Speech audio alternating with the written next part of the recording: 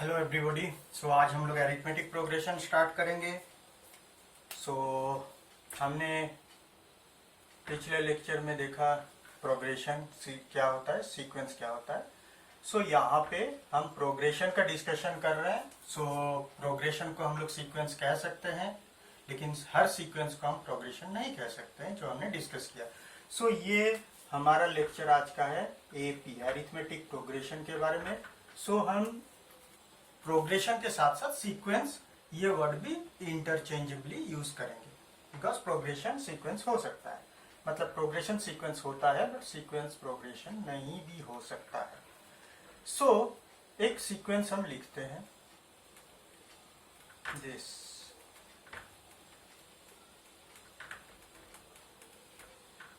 ऐसे।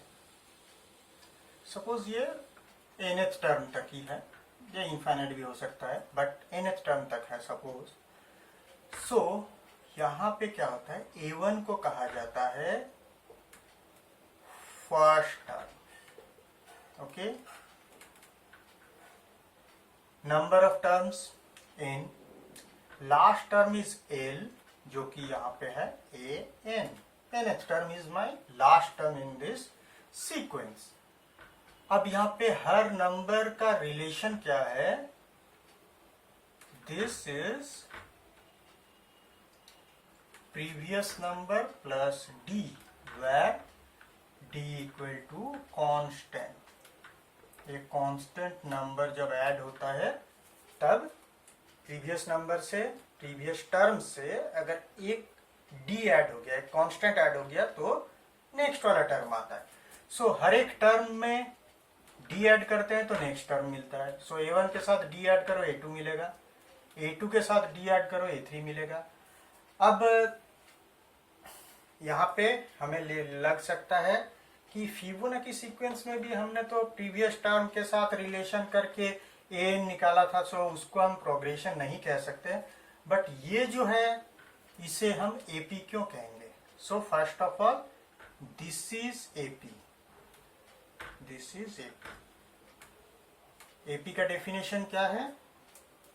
In AP first term is suppose a1 and all terms is sum of previous term plus one constant. So resulting series is arithmetic series and the sequence, मतलब sequence मतलब क्या होता है? Sequence और series में क्या difference? Series में add किया हुआ है, सीक्वेंस होगा। सपोज सीक्वेंस अगर हम कहें S1 एक सेट है, सो उसका सीक्वेंस कॉमा दे देके, हर टर्म को कॉमा दे देके लिखेंगे तो वो बन जाता है sequence. So this sequence is in AP. So what is AP? Arithmetic progression का डेफिनेशन क्या है? This is an arithmetic progression if for a number या for a term a1 which is the first term we have an, means nth term equal to n minus 1th term plus constant.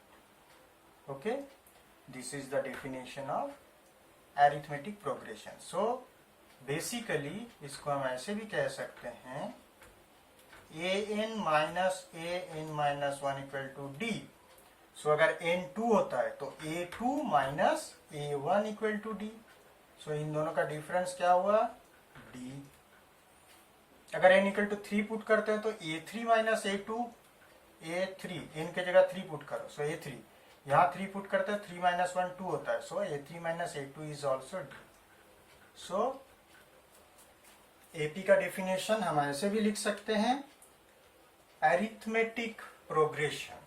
ठीक है, so arithmetic progression has a set of numbers in which two consecutive numbers are separated by a specific constant, that is d, and this difference for any two consecutive number is equal.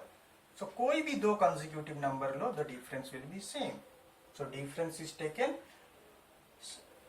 a term minus previous term. Term minus previous term equal to d. So this is arithmetic sequence या arithmetic progression.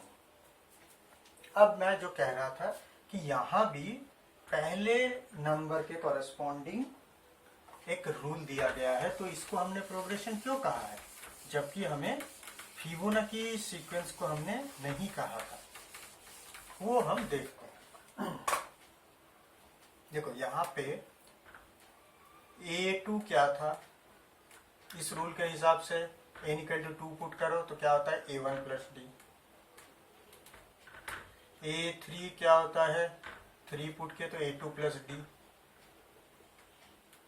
अब A2 का मतलब क्या होता है A1 plus D, तो ये हो गया A1 प्लस 2D. सो वैसे ही A4 क्या होता है, previous term is A3 plus D. अब A3 का मतलब A1 प्लस 2D है, सो यहाँ A1 प्लस 2D पुट करेंगे तो A1 plus 3D. So dot dot ऐसे अगर चलते रहें तो An का रिजल्ट क्या आता है. देखो A2 में क्या आया, इसको हम ऐसे फॉर्मेट करके लिख सकते हैं A1 plus 1 into D. A2 में 1 इंटू डी था, A3 में 2 इंटू डी था, A4 में फोर्थ टर्म में 3 मल्टीप्लाई, थर्ड टर्म में 2 मल्टीप्लाई, ऐसे है. तो nth टर्म में A1 प्लस एक कम n माइनस 1 मल्टीप्लाई. ओके, सो देखो यहाँ पे अगर हमारे पास n पता है, n के ऊपर डिपेंड करके कोई भी n, ये एक पैटर्न हो गया स्पेसिफिक. ये फर्स्ट टर्म और कॉमन डिफरेंस तो इस स्पेसिफिक प्रोग्रेशन का एक फिक्स्ड क्राइटेरिया है. A1 और D ये वेरिएबल क्राइटेरिया नहीं है. A1 fixed, D fixed. सिर्फ n को वेरी करो, देखो टर्म मिलते रहेंगे.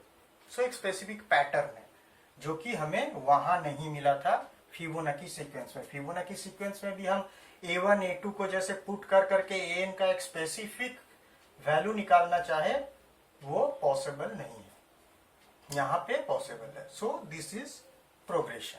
ठीक है, आई थिंक ये बेसिक डिफरेंस, ये क्वेश्चन आया होगा सबके मन में कि यहाँ भी अगर प्रीवियस टर्म के साथ रिलेशन है देन हम लोग किस लिए इसे प्रोग्रेशन कह रहे हैं.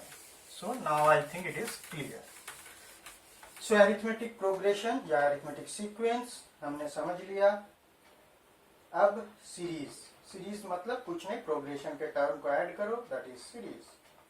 सो अब पहले सीरीज में हम लोग डिटेल में जाएंगे, उसके पहले हमने nth टर्म देख लिया है. अब एक कुछ प्रॉपर्टी पहले देख लेते हैं, उसके बाद हम जाते हैं. सपोज S1 एक AP है. सो इसमें क्या हुआ, एक टर्म है A1, second term A2, third term A3 plus 4, बस ऐसे चलते रहेगा. ये AP में है. सो A2 माइनस A1 का डिफरेंस, हर कंसेक्यूटिव दो टर्म का डिफरेंस इज ऑलवेज सेम, ऐसे हम लिख सकते हैं. इसको हमने सपोज D1 लिख दिया. इसके लिए, इस सीरीज के लिए ये हो गया D1. ओके, D1 को ये कांस्टेंट है जो कि इस AP में ये एक डिफरेंस है. सो ये जो कंसेक्यूटिव टर्म में जो डिफरेंस है ना, इसे कहा जाता है कॉमन डिफरेंस. ओके, इसे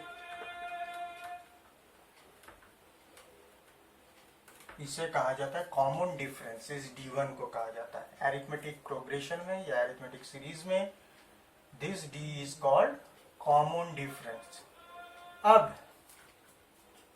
अगर एक कांस्टेंट टर्म हम लोग ऐड करें हर एक टर्म के साथ यहाँ पे, सो एक अलग एक हमें सीक्वेंस मिल रहा है. सपोज हर एक टर्म के साथ एक कांस्टेंट ऐड कर दिया, सपोज दैट इज D2. सो ये A2 plus D2, A3 plus D2, A4 plus D2, ऐसे चलता रहा. अब ये क्या AP में है, मतलब अरिथमेटिक प्रोग्रेशन में है या नहीं, हमें ये चेक करना है. हमें एक कांस्टेंट टर्म ऐड किया है ओरिजिनल AP के साथ.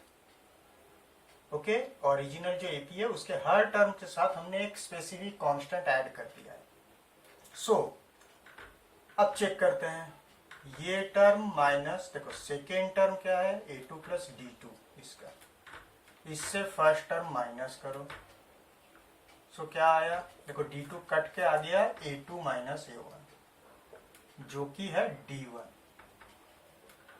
अब थर्ड टर्म,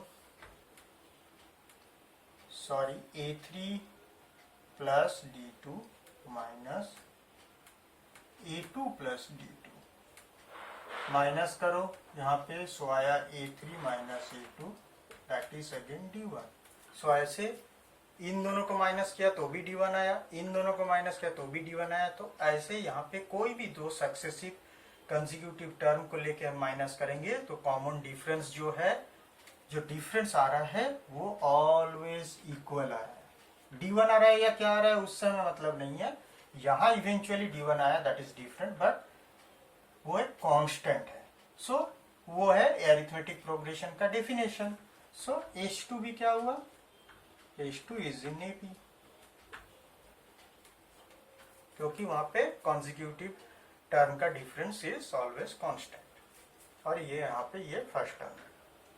ओके, अब अगर सब्ट्रैक्ट करते हैं, सिमिलरली अगर हम यहाँ पे सब्ट्रैक्ट करते हैं d2 को ओरिजिनल AP के हर एक टर्म से अगर माइनस करते हैं, सो क्या होता है, दिस a3 माइनस d2, और नहीं लिखते हैं।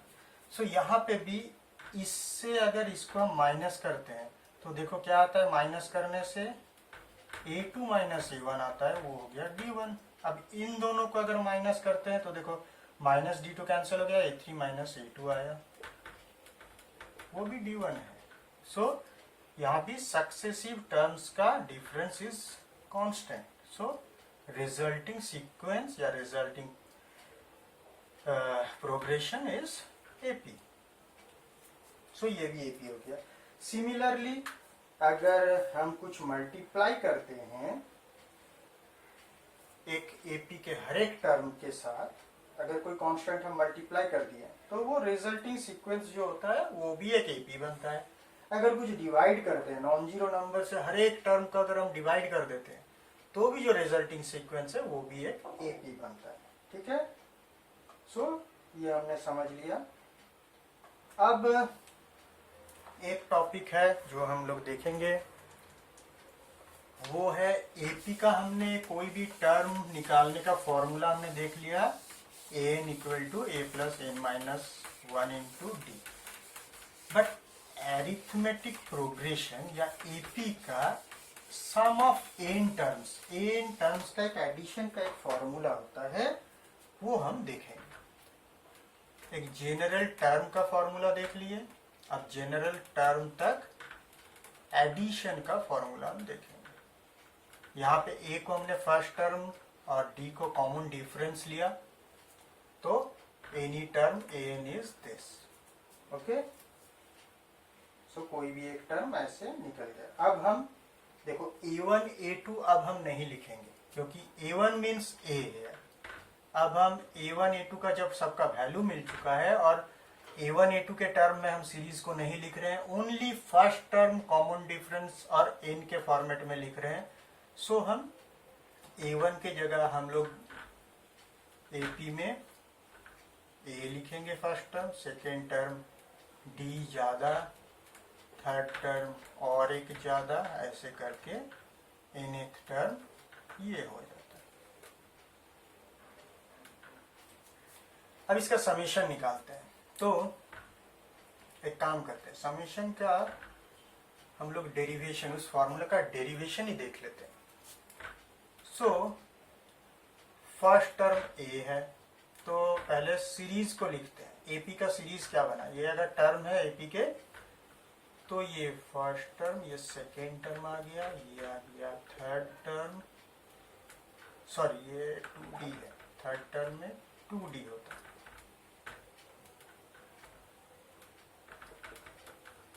सपोज लास्ट टर्म है, ये तो actually a plus n minus 1 into D होता है nth टर्म, बट सपोज हम nth टर्म को शॉर्ट हैंड में उस वैल्यू को हमने l लिख दिया लास्ट टर्म, वो nth टर्म ही हमारा लास्ट टर्म है, तो उसके लिए एक शॉर्ट हैंड l हमने यूज किया, तो लास्ट टर्म के पहले वाला क्या होगा, d उससे कम होगा, l minus D.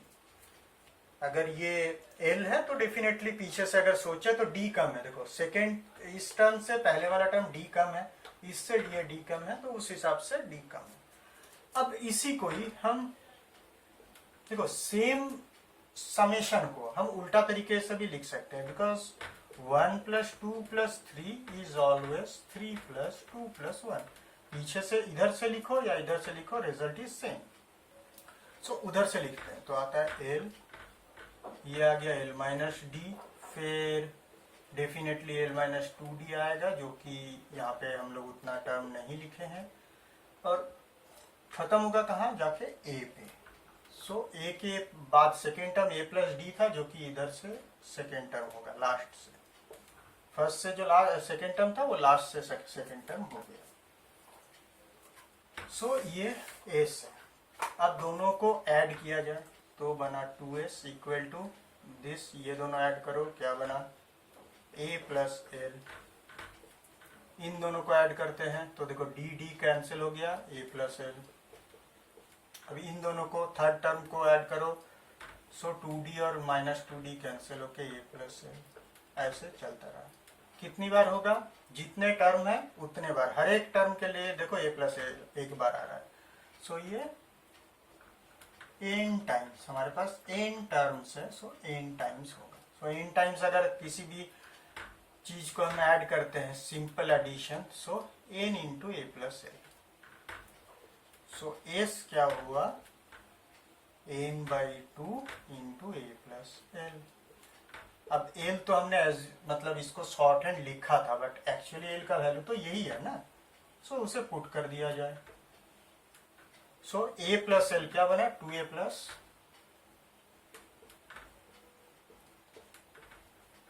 This.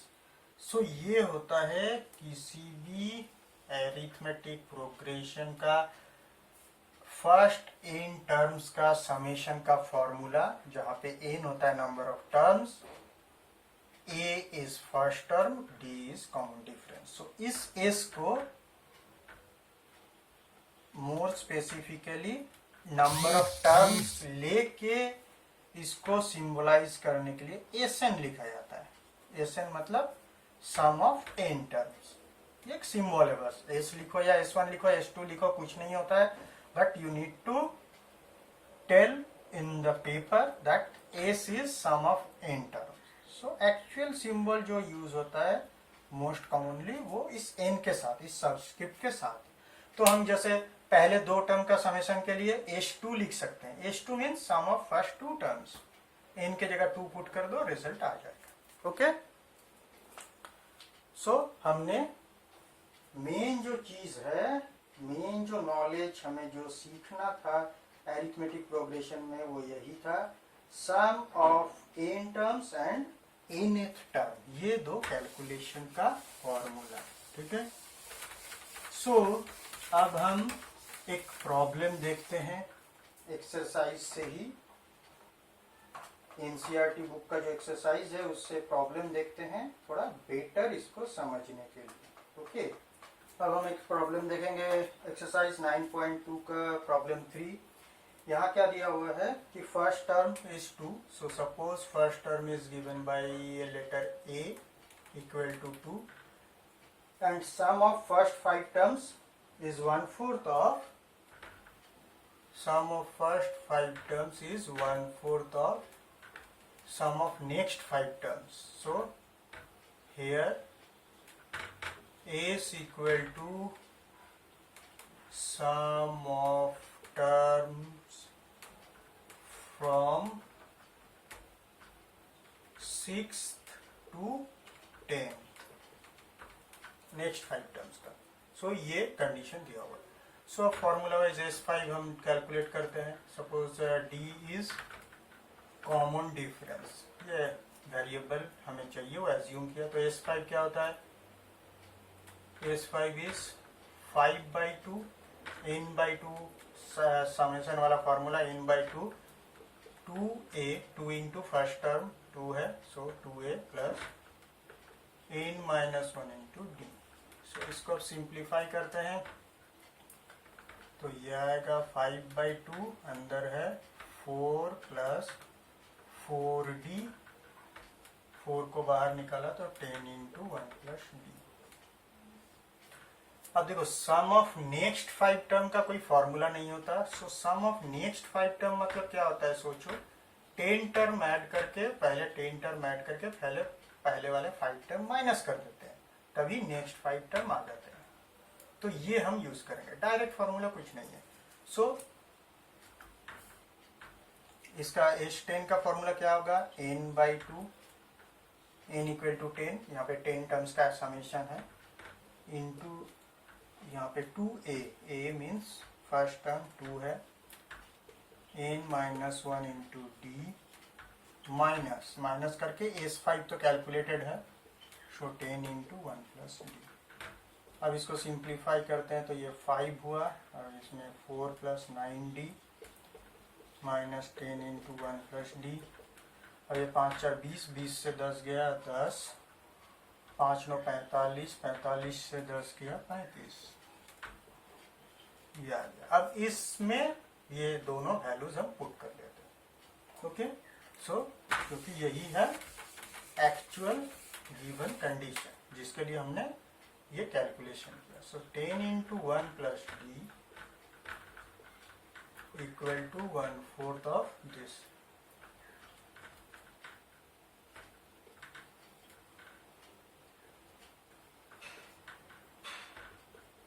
So अब 4 10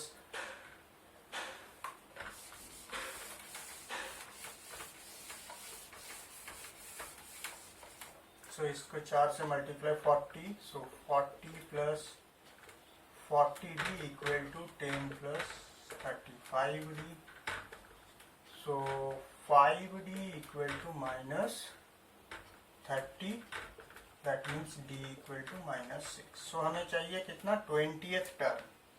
20th term is a20 equal to, जब हम कोई भी वेरिएबल या कोई भी सिंबल इंट्रोड्यूस करते हैं उसको डेफिनेटली हमें 2-3 वर्ड में एटलीस्ट उसको समझाना होता है। जैसे a20 को 20th टर्म हमने लिख दिया, क्लियर कर दिया। फॉर्मूला क्या है, a plus n minus 1 into d, so a is two n minus 1 into d, d यहाँ पे नेगेटिव है। सो कैलकुलेशन करो, 19 इंटू 6 कितना होता है, 114, ओके। सो 114 माइनस 114 प्लस 2 कितना हो, माइनस 112, ओके। सो ऐसे हम एरिथमेटिक प्रोग्रेशन के प्रॉब्लम सॉल्व करेंगे। सो आज का लेक्चर बस यहीं तक। एरिथमेटिक प्रोग्रेशन के और एक इसका छोटा टॉपिक है वो डिस्कस करके हम नेक्स्ट लेक्चर में जियोमेट्रिक प्रोग्रेशन स्टार्ट करेंगे। तब तक के लिए थैंक यू।